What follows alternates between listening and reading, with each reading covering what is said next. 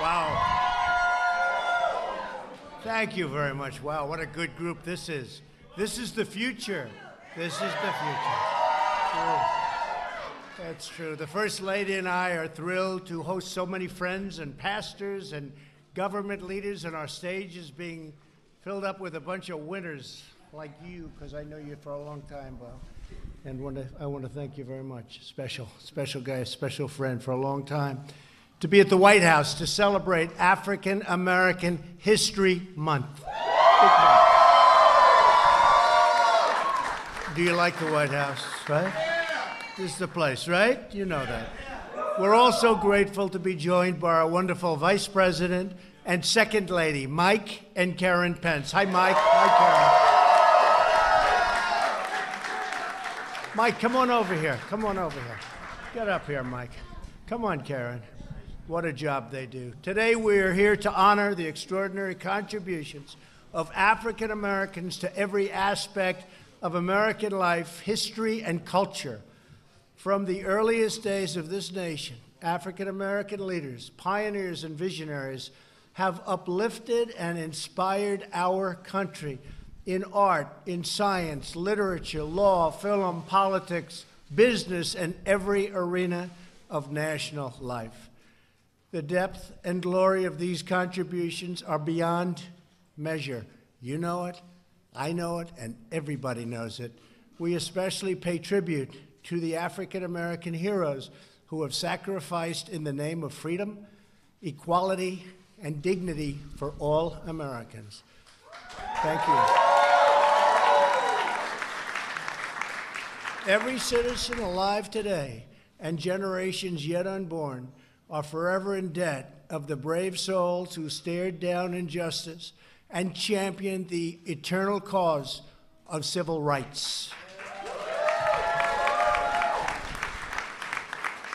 We're joined for tonight's ceremony by many distinguished guests, including Surgeon General Jerome Adams. Where's Jerome? Jerome, get up here, Jerome. Come on, Jerome. Thank you very much. Hi, Jerome. Been a little while, huh? Thank you very much. Great job you're doing. I'd also like to thank all of the members of my cabinet who are in attendance. We have a lot of them here tonight, and I want to thank you very much for being here. You're doing a great job. You just take a look at our economy, stronger than it's ever been before.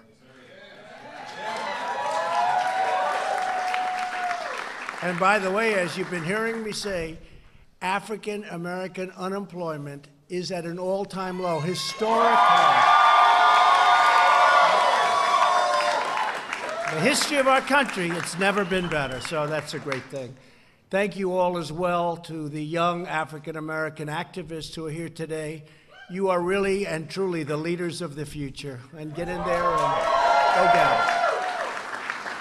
Since the beginning of our republic, African-Americans have given their heart, their love, and their very lives to the pursuit, and you know this better than anybody. You have worked so hard. I guess when you get right down to it, we're all working very hard. But the pursuit of liberty and justice for all. During the Revolutionary War, African American soldiers fought at the Battle of Yorktown and helped our nation gain independence. In the next century, Frederick Douglass, Sojourner Truth, Harriet Tubman, and countless others risked everything to end the evil of slavery and secure the sacred blessings of freedom. And here we are all together in the White House. This is a great thing, right? This is a great thing. And this is a very, very special place. A century later, Rosa Parks, Medgar Evers, and the immortal Dr. Martin Luther King Jr. challenged our nation to fulfill its founding promise that we are all created equal by God. In every moment of our history, African Americans have called our nation to greatness.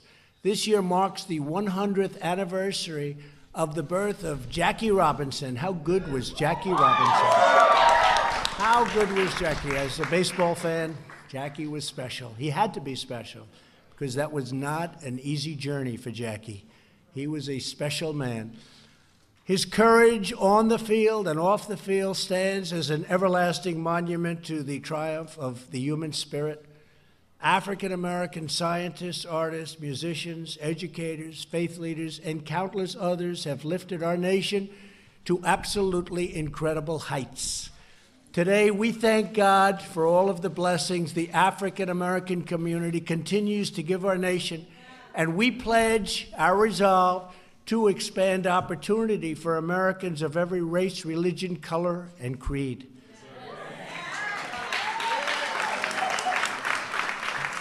Since my election, we have created 5.3 million new jobs. People thought that was, and I tell you, I'm very proud of it being the lowest ever in the history for African Americans, but today, right now, we have the most people working in the history of our nation, almost 160 million people. We've never had that many people working. Right?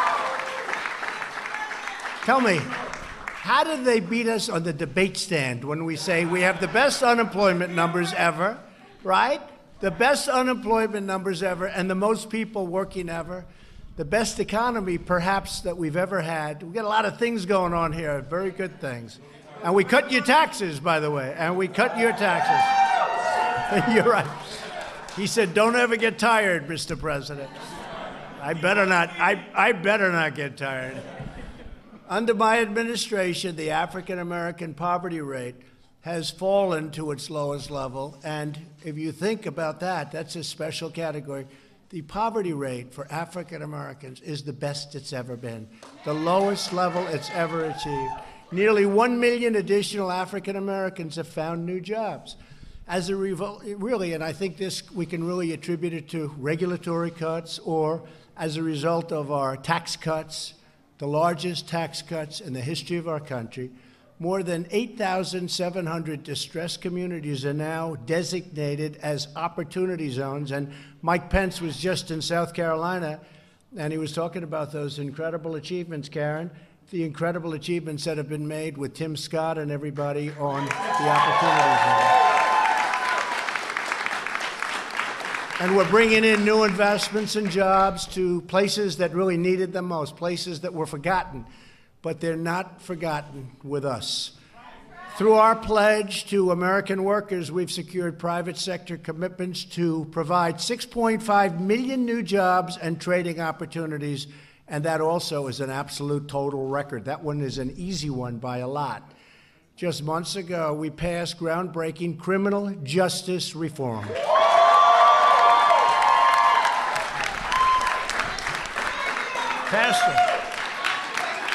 Pastor. We have Pastor Darrell Scott. Will you come up here, Darrell? Darrell, get up here.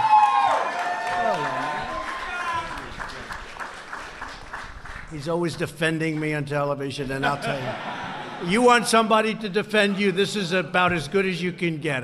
He is brutal. Sometimes they say, you're a pastor, you're the toughest pastor ever. Thank you, Darrell. This long-awaited legislation reform, and it's really the sentencing laws, and nobody thought we could get this done. We worked with conservatives and liberals and those in the middle. We worked with a lot of people, and we got it done. Nobody thought this. They've been trying to get this done for 25 years, but we got it done. Criminal justice reform. The laws are disproportionately, as you know, they harmed African-American communities and far, far greater than anybody else. And it gives former inmates a second chance at life. We are very proud to be joined tonight by a citizen who transformed her life while in prison and is now the first woman to be released under the First Step Act, Catherine Toney. Where's Catherine?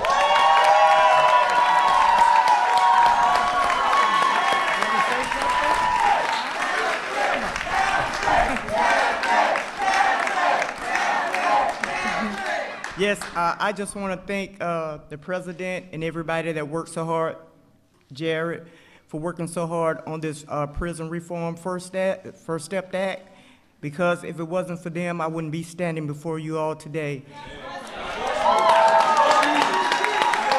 with my daughter and my granddaughter. I've been incarcerated for 16 years, and it took the president and Jared and the Can Do and the Cut 5 and everybody else to free me. And I'm so thankful. I'm so thankful to them. And I'm so thankful to God for the opportunity to be standing before you all. And thank you again, Mr. President.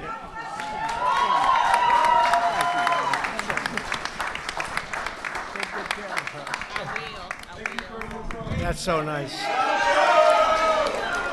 And I'll tell you, as far as criminal justice reform and other things, Jared, thank you. What a great job. What a great job. He doesn't want praise. He doesn't want praise, but it was so nice to have you come up and just say, and Jared, thank you, like your best friends. You probably know him a little bit. Yes, I do. It's incredible. He's incredible. It does so much. Thank you, Jared. That was amazing. That was a great tribute to you. During the State of the Union address, I also called on Congress to pass school choice.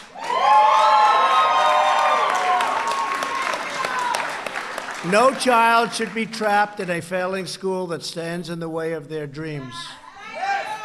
Every citizen of every background deserves a government that puts their needs first. Like your hat, right? Like that hat. Here with us today is an incredible leader. Some of you know him well. I do, and I know him really more than anything else as an incredible leader. That's exactly what he is. It's Bob Woodson. You know Bob Woodson? You will, because he's got an incredible story. Bob joined the Air Force in the 1950s. You don't look that old, I'll tell you that. 1950s, really? Wow, you're in good shape. I want to talk to him later, find out what's going on. While he was stationed in the Deep South, he confronted discrimination firsthand. He then became a civil rights leader, met Dr. King, and was jailed for leading a very peaceful protest. As Bob puts it, even when defeat was all around us, it was not in us. I like that. That's beautiful, right? That's beautiful.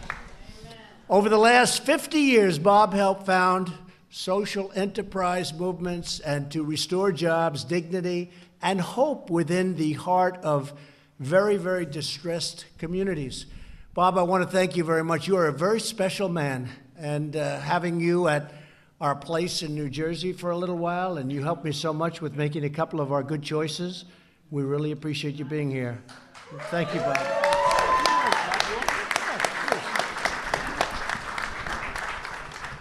I just want to thank God and also President Trump for turning the tables over in the temples.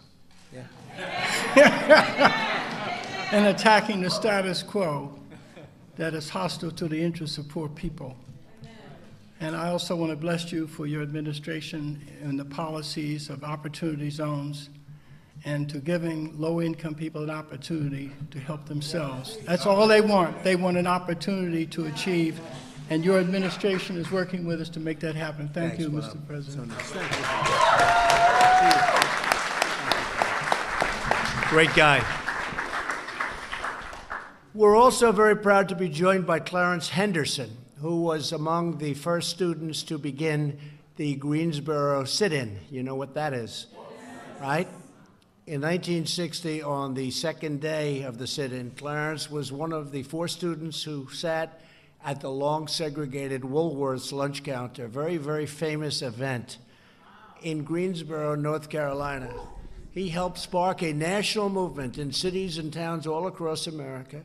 Students joined in the protest, and really it was an incredible moment in the history of our country. The grave injustice of segregation was really spelled out loud and clear.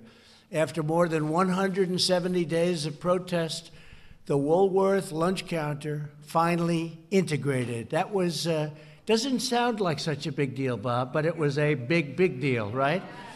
As Clarence has said, it doesn't take many people to make a change. It just takes courage. And Clarence, you have incredible courage, and I want to thank you very much for being here.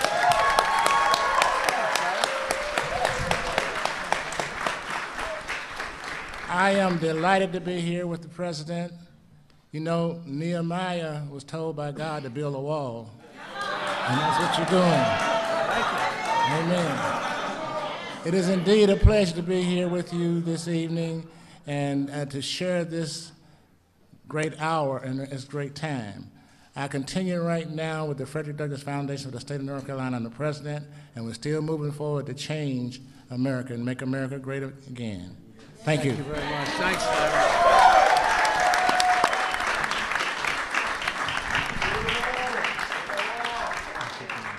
So nice. As we commemorate African American History Month, we remember the words of Dr. King. In 1964, he said, "When years have rolled past, children will be taught that we have a finer land, a better people, a more noble civilization, because these humble children of God were willing to suffer the righteousness' sake." And you know, nobody said it better than Dr. Martin Luther King, and few people had words so beautiful as Dr. Martin Luther King Jr. Don't you agree? Don't you agree, Bob?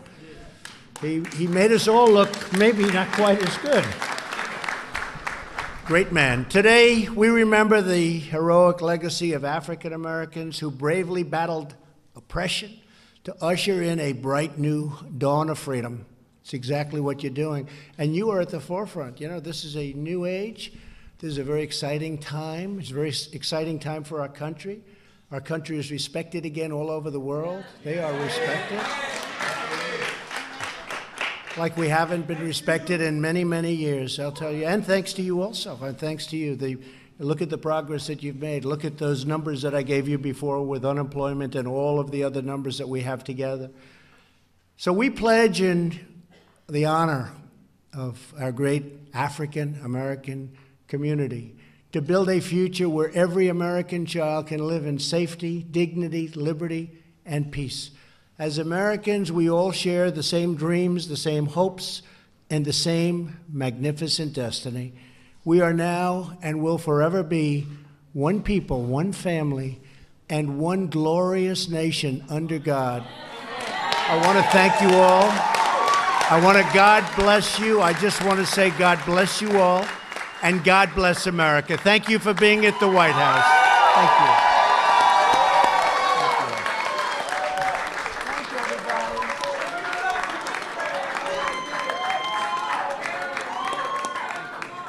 Thank you, everybody.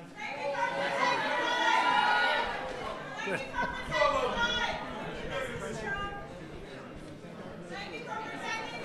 I don't know, she's like, thank you. Way better.